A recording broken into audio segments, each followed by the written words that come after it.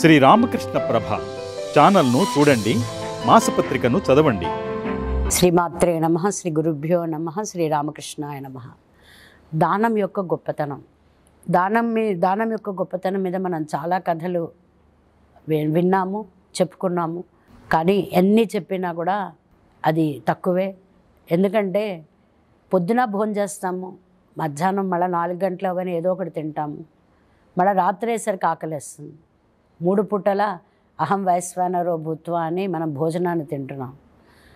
అలా తింటున్న మనం కొన్ని గొప్ప కథల్ని ఎన్నిసార్లు విన్నా కూడా అది భోజనం కిందే జమ కట్టాలి అని నా అభిప్రాయం. దానం ఎవరు చేయాలి అంటే మనిషిగా పుట్టిన ప్రతి ఒక్కరూ చేయాలి. దానంలో రకాలు ఉన్నాయి. విద్యాదానం చేయొచ్చు, డబ్బుని దానంగా చేయొచ్చు, అన్నదానం చేయొచ్చు, ఒక మంచి పనికి వాలంటరీగా సహాయం చేయొచ్చు. డబ్బు లేదు అని మనం తక్కువగా మనల్ని మనం అంచనా వేసుకోక్కర్లేదు. ఎక్కడ మనిషికి అవసరమైతే ఒక మాట సహాయం కూడా దానం కిందికి వస్తుంది. ఇలా మనం చెప్పుకుంటూ పోతే ప్రతిరోజు మనం లేచిన మొదలు పడుకునే వరకు ఒక 5 గొప్ప దానాలను మనం చేయడానికి అందరం కూడా నడుం కట్టుకోవాలి. గొప్ప దానాలు అంటే మన శక్తి కొలిది మనం ఏం చేస్తామో అది గొప్ప దానం కిందకే వస్తుంది. దాని గురించి మనం చిన్న కథ విందాం.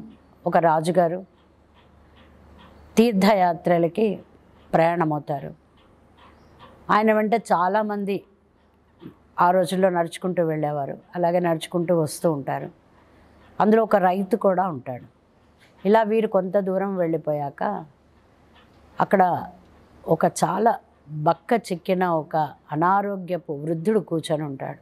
అతని ఒంటి మీద సరిగ్గా బట్టలు ఉండవు. ఈ రైతు దగ్గర 2 ధోతులు ఉంటాయి. ఒక ధోతి తీసి ఆయనకి ఇస్తాడు. ఇచ్చి కట్టుకోమని చెప్పి కొంచెం ముందుకెళ్తారు. ముందుకెళ్ళాక కొంచెం ఎండగా ఉంటుంది, వేడిగా కూడా ఉంటుంది. ఎండలో వేడి అంటే ఎండాకాలపు ఎండ అనుకోండి. అనుకోకుండా ఒక నీలి మేఘము చల్లగా వీరిని అనుకరిస్తూ ఉంటుంది. ఆ మేఘం వెంట వీళ్ళందరూ నడుస్తూ ఉంటారు. వీడు ఎటు వెళ్తే అటు ఆ మేఘం వస్తూ ఉంటుంది. అప్పుడు అక్కడ వారికి ఒక దివ్య పురుషుడు కనిపిస్తాడు. రాజుగారు వెళ్ళి ఆయన అడుగుతారు, మేము కొద్దిసేపటి క్రితం చాలా వేడిగా ఉండింది, కానీ అనుకోకుండా ఒక నీలి మేఘం మమ్మల్ని అనుసరిస్తోంది.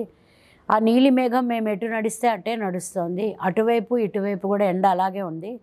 దీని రహస్యం ఏంటో మీరు చూడడానికి మహాజ్ఞానిగా ఉన్నారు, మీరు చెప్పాలి అని.